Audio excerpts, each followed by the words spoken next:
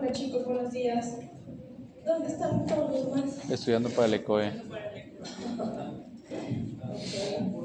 ¿De otra materia? La de usted. ¿Hoy es la de todos? Sí. Y ¿a qué hora empiezan? A la 1. A la 1 todos. Sí. Punto extra, los que estamos aquí. ¿Curva qué es curva? Punto O sea, extra. que el que más saque irá de ahí. No. ¿Cuántas preguntas hicieron en el examen de oftalmo? El final, ¿cuántas veces hicieron? 100. ¿100? En inglés. ¿En inglés? No, no. A los de la. Ya, sí, que va a ser lo mismo. Ok, bueno. ¿Y 100 en una hora? Sí, si fuera una hora.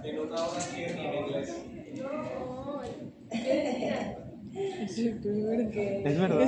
No, pues esta van a ser 50 en una hora igual. Entonces, en la de 42 todavía no lo programo, pero me dicen que para martes a las 8. ¿Mande? ¿Cómo? Porque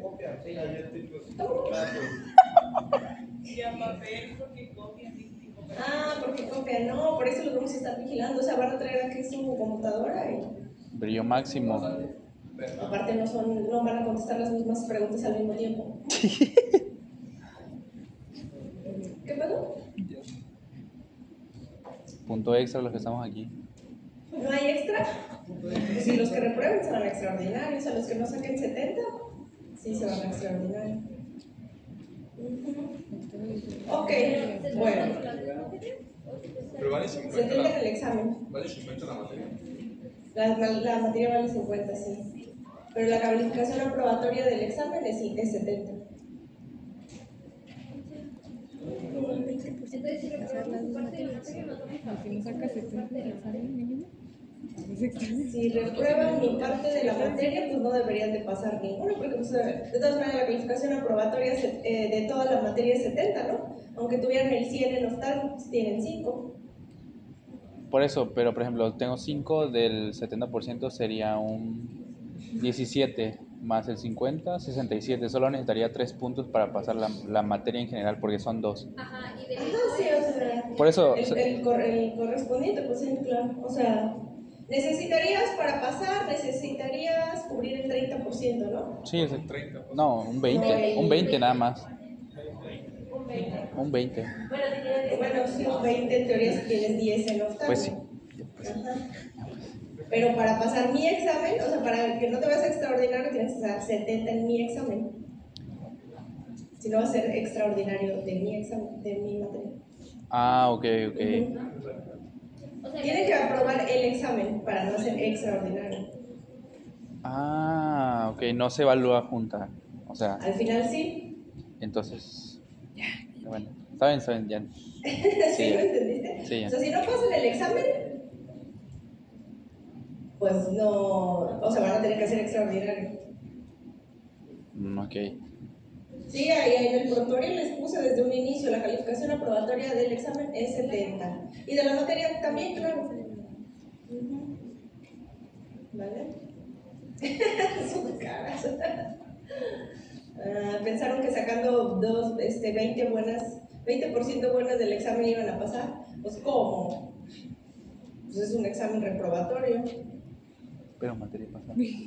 La vida no funciona así, chicos. Pero no son dos materias separadas, maestra, son una sola. Sí, son dos materias separadas, exactamente. La calificación aprobatoria son el 70% entre las dos. Ajá, final, exactamente. Pero para mi examen, para que puedas decir que el examen es aprobatorio, Veamos qué es el reglamento. Tiene que tener 70 de calificación.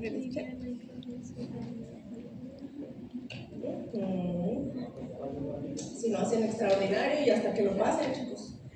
¿Ok? Bueno, entonces, estaban muy confiados. Ajá. Es el próximo martes, sí. Entonces, vamos a tratar de avanzar lo más que podamos, ¿verdad? Para cubrir todos los temas y llegamos a no cubrir algunos de los temas que ya tienen en la plataforma, en la 42, que incluyen faringe, laringe. Si no llegamos a cubrirlos, pues bueno, hasta donde alcancemos a cubrirlos va a venir en el examen, no van a haber preguntas que no hayamos visto acá en clase, ¿sale? De todas maneras ya las tienen, ya revisan. Entonces, nos quedamos aquí, ¿verdad? En rinitis. Decíamos que cuando una rinitis, sobre todo rinitis alérgica, es muy pobremente controlada, ¿verdad? Entonces, pues empiezan a aparecer estos pólipos que no los consideramos neoplasias, sino que son formaciones de la misma mucosa que se hace redundante, que está inflamada y que a veces pueden depender de la misma mucosa de los cornetes o a veces de la mucosa de la pared lateral nasal. Entonces, esos pólipos hay que buscarlos intencionadamente a través de una endoscopía.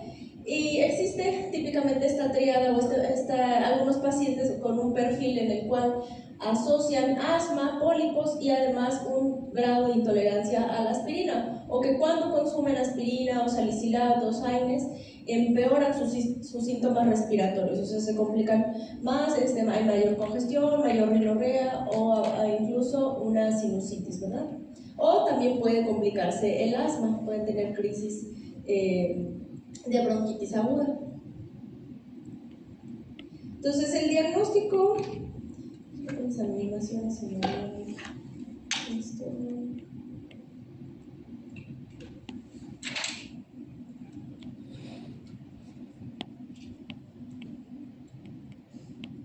es clínico, 100%. O sea, un paciente que tiene congestión nasal y además la tríada alérgica, el que es prurito, rinorrea, estornudos en salva, es típico de rinitis alérgica, ¿no?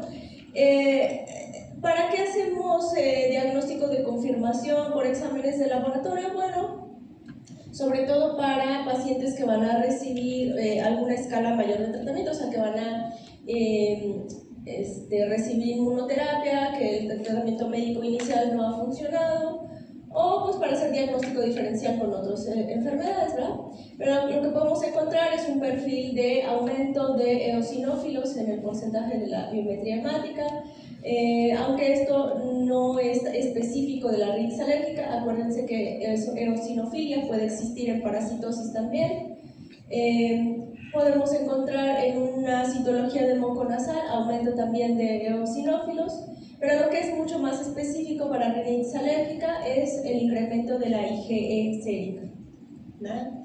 Y el diagnóstico de confirmación definitivo, el que tiene más sensibilidad y especificidad para rinitis alérgica, es las pruebas cutáneas, ¿verdad? En las cuales se inyectan alérgenos de los más comunes en la piel y se mide la respuesta dermatológica, ¿verdad? Se mide qué tan grande se hizo la ronchita, ¿verdad? Existen ahí parámetros para decir, me parece que más de 5 milímetros de diámetro es positiva. Estas se pueden hacer en epidermis o intradérmicas, y bueno, aquí dice que las intradérmicas tienen mayor sensibilidad, bueno, es lo que se ha reportado. En una rinitis alérgica como tal, o sea, por los síntomas, no habría necesidad de hacer una tomografía, a menos que sospechemos que ya hay complicación, como sinusitis o otros diagnósticos diferenciales que queramos hacer, por ejemplo, en el caso de poliposis con tumores nasales, ¿no? ¿Qué más? Esto es lo que decíamos, ¿no? El que se hacen estas pruebas de diagnóstico cuando no hay respuesta al tratamiento, el diagnóstico es incierto o va a iniciar inmunoterapia. Aquí, vamos a ver que sea. No se recomienda el uso de estudios de imagen de forma rutinaria, exactamente. El diagnóstico es 100% clínico. Entonces, ¿cuándo hay que hacer diagnóstico diferencial? Cuando el paciente a lo mejor no cumple toda la tríada alérgica. Siempre en la exploración física hay que descartar otras causas de obstrucción nasal, como desviaciones del tabique, en niños sobre todo, cuerpos extraños, y sobre todo si refieren fetidez, ¿verdad? O rinorrea purulenta, y tumores en adultos en caso de que haya, por ejemplo, pólipos, ¿no? Hay que hacer diagnóstico diferencial con los otros tipos de rinitis que ahorita vamos a ver. El tratamiento para la rinitis alérgica lo dividimos en dos, básicamente, que es el tratamiento para lo agudo y el tratamiento de mantenimiento. Aquí pues importa que sepan el de mantenimiento, el de la rinitis alérgica crónica, ¿verdad? El gold estándar de tratamiento, o sea, el tratamiento número 1 para el control a largo plazo sigue siendo los esteroides nasales, ¿verdad? Son medicamentos muy nobles que podemos dejar por mucho tiempo, a veces lo dejamos hasta 6 meses continuo. Y generalmente hay que educar al paciente, decirle que es súper importante la constancia. Estos medicamentos, su máximo beneficio se alcanza entre la segunda y tercera semana de uso continuo. Si se usa de forma intermitente, pues no tenemos el mismo control. Entonces, esteroides nasales sí, siempre sí. Antihistamínicos oral, ¿por cuánto tiempo? Generalmente mínimo de 1 a 2 meses como mínimo. Y como máximo 6 meses o a veces hasta 1 año. Pero generalmente lo damos 6 meses, descansan 1 mes y lo vuelven a iniciar, sobre todo en pacientes que tienen rinitis alérgica persistente severa. Antihistamínicos orales se pueden dar al inicio del tratamiento, generalmente los dejamos 1 mes o las primeras 2 semanas para el control de los síntomas, sobre todo el rinorrea, el prurito, los estornudos. Y ya después podemos obviarlos o podemos prescindir de ellos después de ese tiempo y mantener únicamente al paciente con esteroides. Y a lo mejor solamente por razón necesaria, el día que se haya expuesto a algo que lo irritó, que le exacerbó la alergia, pues ese día sí puede tomar un antihistamínico además, ¿verdad? Inhibidores de leucotrienos como el Montelukast, el Safirlukast, estos únicamente se ha demostrado su eficacia en pacientes que además tienen asma. Si el paciente no tiene asma, no va a haber una mayor control de los síntomas de la rinitis alérgica si se agrega Montelukast cuando ya tiene los otros 2 tratamientos, ¿verdad? Entonces, esto solamente cuando el paciente tiene asma. Inmunoterapia solamente ya es en la última escala de tratamiento. Estos pacientes que son pacientes que no han respondido al tratamiento máximo con estos 3 anteriores, no se controlan lo suficientemente bien sus síntomas, no tienen calidad de vida, entonces los mandamos con alergólogo para que le haga las pruebas cutáneas, a ver a qué es alérgico y se diseñan sus vacunas, ¿verdad? Son esquemas de tratamiento de 2 o 3 años, pueden ser orales o pueden ser subcutáneas, ¿verdad? Inyectadas. Y por último, el tratamiento quirúrgico en caso de que el paciente tenga alguna obstrucción anatómica que empeore los síntomas, ¿verdad? Tabique desviado o hipertrofia de cornetes. Entonces aquí vemos qué utilidad o para qué nos sirven más los medicamentos que acabamos de decir, ¿verdad? Básicamente los esteroides sirven o controlan prácticamente todos los síntomas. Antihistamínicos no controlan también la congestión nasal, pero sí controlan muy bien comezón, prurito, prurito, estornudos y rinorrea. Antileucotrienos es muy similar su efecto de su mecanismo de acción o más bien su utilidad para el control de los síntomas que los antihistamínicos, ya habíamos dicho que solo para pacientes con asma. Descongestivos nasales sí son muy efectivos, pero acuérdense que estos no se pueden usar por más de 5 días. Y estabilizadores de mastocitos, como el cromoglicato de sodio, estos están permitidos usarse incluso también en el embarazo, ¿verdad? Y hay presentaciones tópicas que también pueden ayudar en pacientes que tienen conjuntivitis alérgica. Entonces, los más efectivos esteroides y luego los antihistamínicos, ¿verdad? Pregunta de examen, ¿cuál es el esteroide que está aprobado por la FDA para uso en el embarazo? La budesonida, ¿okay? De ahí en fuera tenemos fluticasona, mometasona, que estos van mucho, son igual de eficaces, la verdad es que a final de cuentas. Sin embargo, esto va mucho de modas. Hace muchos años se creía que el esteroide estrella era mometasona, eso ya pasó de moda y ahora el esteroide estrella es fluticasona. La verdad es modas, intereses comerciales de los laboratorios, pero son igual de efectivos. A veces cuando un paciente ya ha usado mucho uno y notamos como que ya no le hace tanto efecto, pues cambiamos al otro, ¿verdad? Entonces en el embarazo budesonida es el que hay que utilizar de forma segura y el cromoglicato de sodio como antihistamínico también en el embarazo se puede utilizar, además claro de loratadina, los antihistamínicos comunes. De los antihistamínicos, pues claro que siempre hay unos muchísimo más efectivos que otros, por ejemplo la clorfenamina, pero pues tiene el efecto secundario que da sueño, ¿verdad? Entonces es mejor utilizar de nueva generación loratadina, cetiricina, evastina funciona muy bien, epinastina funciona muy bien, entonces, y son medicamentos que no causan sueño. También existen presentaciones donde tienen combinado de manera tópica el esteroide con el antihistamínico, como el, ay, se me olvidó esta marca, pero combina fluticasona con acelastina. Y bueno, eso se evitaría tomar el antihistamínico oral. Sin embargo, yo lo que he visto en la práctica es que no es tan efectivo el antihistamínico tópico como el oral, además de que le da a la fórmula un sabor amargo. Entonces, eso hace que los pacientes ya no se pongan tan constante el spray, el esteroide, entonces pues no termina siendo tan efectivo. El tratamiento quirúrgico, decíamos, cuando hay tabique desviado, cuando hay hipertrofia de cornetes, a veces los cornetes ya tienen una hipertrofia del hueso o de la mucosa que solamente puede mejorarse con cirugía, se aplica calor y literal lo que se hace es que se achicharra el cornete, por el color se contrae, se hace una quemadura submucosa y reduce su tamaño, ¿verdad? A veces también se acompaña, lo hacemos con una luxación del cornete, fracturamos y desplazamos hacia lateral para que ya no estorbe. Porque a veces pues, con rinitis crónicas lo que va ocurriendo es como una medialización del cornete. ¿Dudas de rinitis alérgica? Entonces van a empezar el tratamiento siempre con un esteroide, con un antihistamínico. Y pues, si el paciente es asmático, con un inhibidor de leucotrienos, ¿verdad? ¿Cuánto tiempo? 2 meses como mínimo. Y el antihistamínico, 1 mes.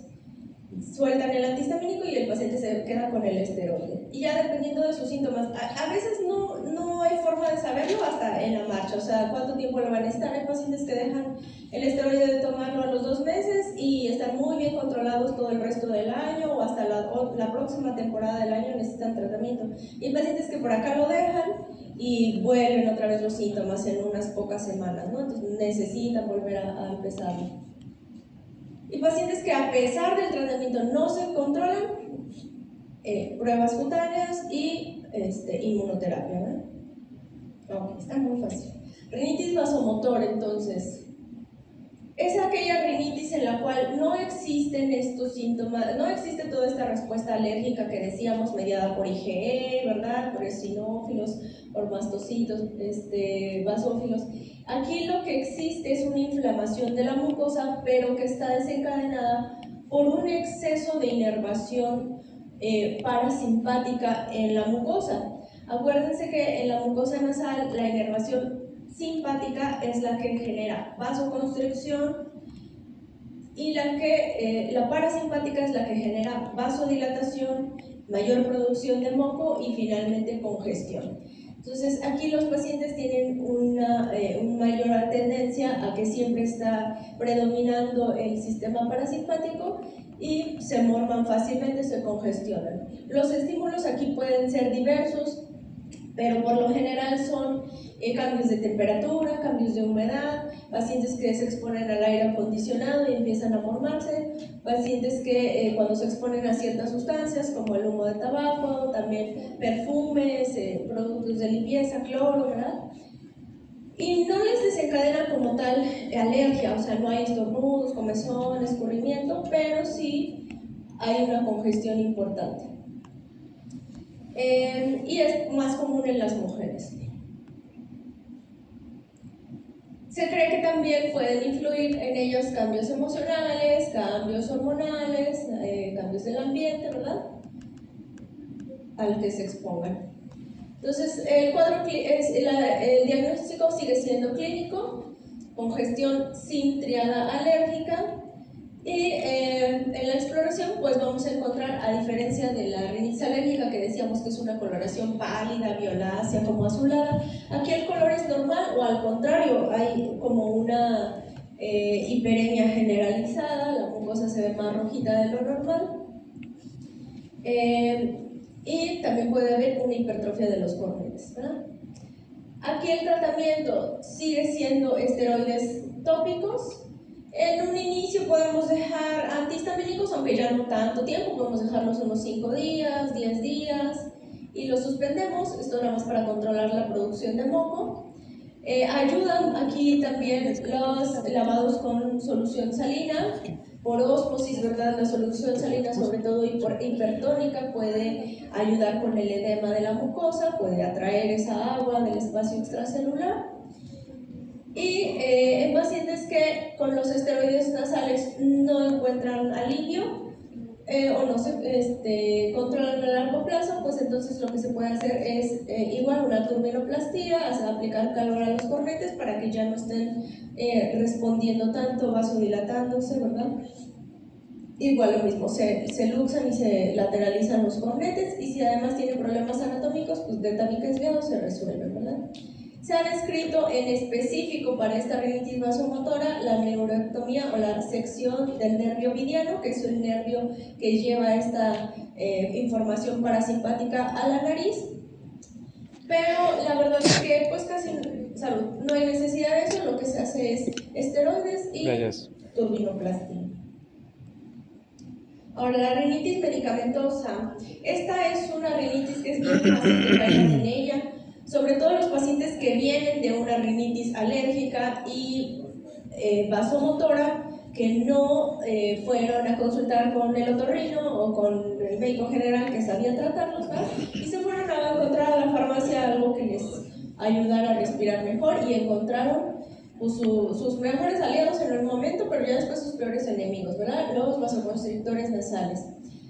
Oximetazolina, nafasolina son medicamentos que habíamos dicho solamente se deben de usar en el contexto de una rinitis aguda, de un catarro. Usarlos más de 5 días empieza a generar un efecto de rebote. El paciente ya no siente el mismo efecto, ya no le dura las 12 horas, tiene que ponérsela cada 8 horas, cada 6 horas, cada 4 horas, cada 2 horas.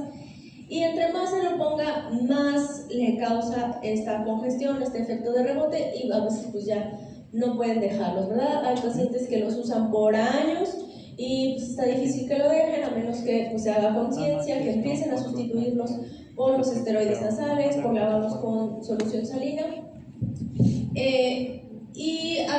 Aquí el riesgo es bajo, pero bueno, sí existe de que estén induciéndose una vasoconstricción crónica, de que también puedan inducirse picos o alteraciones en la presión arterial sistémica, ¿verdad? Entonces, hay que siempre ustedes que tengan pues pacientitos, ¿verdad? Que les lleguen con el resfriado o con una rinitis, que empiecen a utilizar estos, adviértanles que no son de uso crónico, no son de mantenimiento. ¿Qué otros medicamentos? Estos son los número 1 que causan rinitis. Medicamentos, sin embargo, también hay medicamentos que el paciente ya tomaba, ¿verdad? Por sus antecedentes, otras enfermedades, otras condiciones, y que también pueden ocasionar congestión. Entonces, también importa investigarlos en la historia clínica. Anticonceptivos orales, AINES, pacientes con, por ejemplo, reumatológicos, ¿verdad? Que siempre están utilizando AINES de manera crónica, salicilatos, como la aspirina, reserpina, algunos medicamentos en contexto de psiquiatría, antipsicóticos, beta bloqueadores y ECAs, ¿verdad? Pueden ocasionar esta congestión crónica o rinitis medicamentosa. Entonces, en estos pacientes también básicamente solo es congestión, solo es obstrucción nasal. Aquí a veces pueden incluso quejarse de resequedad nasal. El tratamiento es tratar de identificar el agente, suspenderlo o cambiarlo por otro, y ayudarse mucho de lavados nasales y esteroides tópicos, ¿verdad? Lo mismo, si ya no hay si ya hay una hipertrofia de cornetes, pues también se corrige con cirugía. ¿Dudas de la rinitis, chicos? Está muy fácil, ¿no? Distinguirlas todas. Este tema me lo salté, pero bueno, vamos aquí a ver. Esto era antes de empezar a ver patología. Sin embargo, aquí vemos algunos puntos importantes de la exploración de nariz y senos paranasales. Doctora, en la vasomotora no va a haber estornudo, solamente congestión. Básicamente solo eso. Comezón. No. Solo congestión y ya. Solo congestión. Tienes que buscar el agente desencadenante, o sea, tienes que preguntarle, ¿verdad? Pero como decíamos, casi siempre es cuando hay cambios de temperatura, frío, polvo, más bien humedad, frío, polvo es más en alérgico. Pero aquí no hay más que congestión, mucha congestión. Y ya en la medicamentosa a veces hasta de resequedad se quejan. Sí, pero el escurrimiento, los estornudos y la... Estornudos, acuérdense en salva, ¿verdad? O sea, repetidos, crisis de estornudos. Esa tríada solamente es de la rinitis alérgica. Ok, entonces, siempre hay que utilizar el espejo o la lámpara frontal, idealmente para tener las manos libres. ¿Ya hicieron su práctica de epistaxis? Excelente. Entonces, bueno, ya saben más o menos que hay que tener siempre su lámpara frontal, un rinoscopio, algunos aplicadores de vasoconstrictores, pueden ser cotonoides, pueden ser algodón, gasitas, no se los recomiendo porque son agresivos con la mucosa. Hay que tener su aspirador en caso necesario y también un endoscopio. Entonces son cosas que utilizamos en la consulta de otorrino, ya ahora utilizamos los endoscopios, a veces sustituyen a la rinoscopía, pero ustedes pues rinoscopía, ¿no? Aquí sobre todo hacer algunos señalamientos en cuanto a la... Bueno, acuérdense que tenemos 3 cornetes de cada lado, porque luego se les olvida, como que se les olvida que tenemos en la nariz y llega el clásico papá al médico que les vio una bolita rosa en la nariz y pues ya creen que es un tumor, ¿no? Entonces, acuérdense, pónganse a ver narices para que vean cómo son los cornetes también.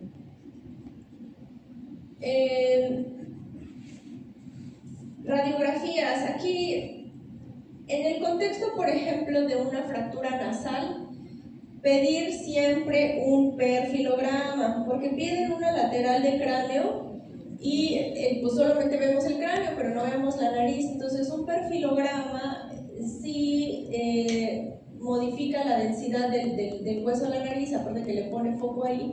Entonces ahí sí podemos ver los huesos nasales de perfil y ver si hay alguna disrupción, ¿verdad? En esa línea de continuidad, como en esta parte, ¿verdad? Que hay una fractura.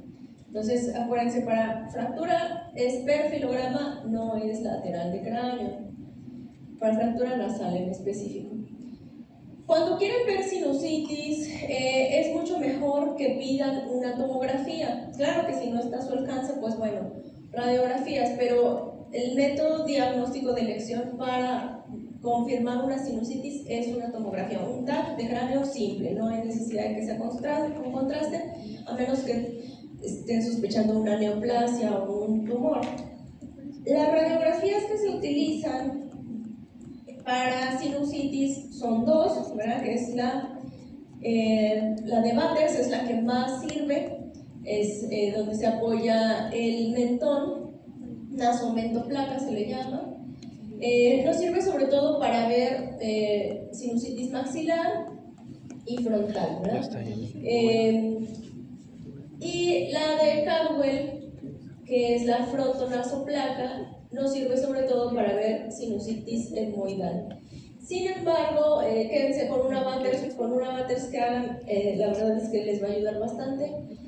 Esto es mucho mejor que pedir una anteroposterior de cráneo, ¿verdad? En una anteroposterior de cráneo, pues básicamente no van a ver nada tampoco. Entonces, eso sobre todo. En una tomografía, ahí sí vemos perfectamente el contorno y el interior de todos los senos paranasales, ahí no hay no hay duda, y es pues nuestra guía para programar cirugías también, o sea, es nuestra guía anatómica, ¿verdad? Nuestro mapa nos dice qué vamos a hacer exactamente. Resonancia, cuando tengan un tumor que quieran saber su naturaleza o cuando tengan una opacidad que sospechen que sea un tumor, la resonancia les puede decir si eso es líquido, si es sólido, si es tumor. A veces se puede ver las características del tumor en ciertas secuencias, el T1 sobre todo, con contraste. Entonces, eso solamente, básicamente en contextos de neoplasias. Ok, eso era lo que les quería decir de ahí. ¿Tienen que ir a pasar lista? Vayan. 5 minutos. Ah, todavía no. Entonces, rinosinusitis.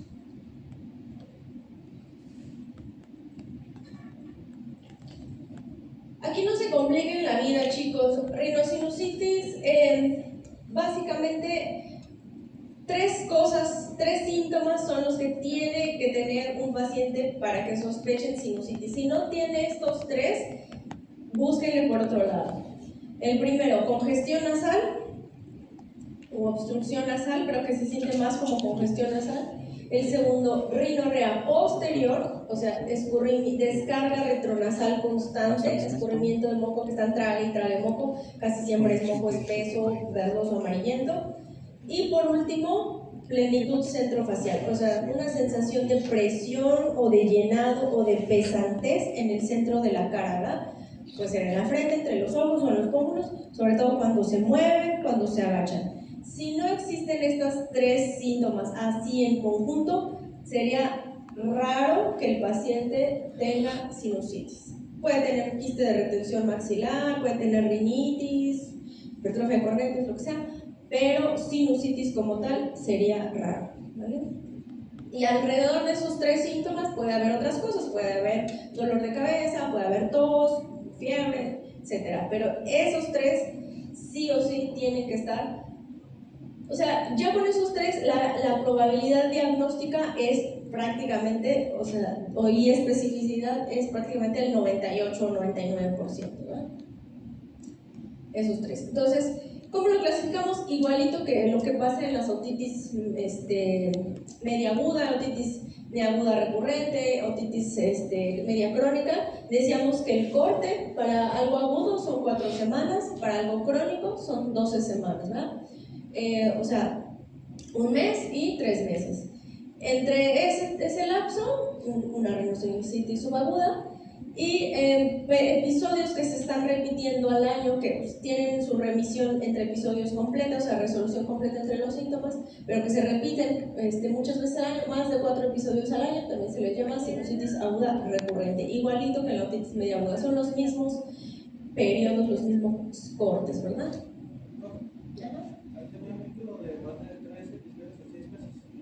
Exacto.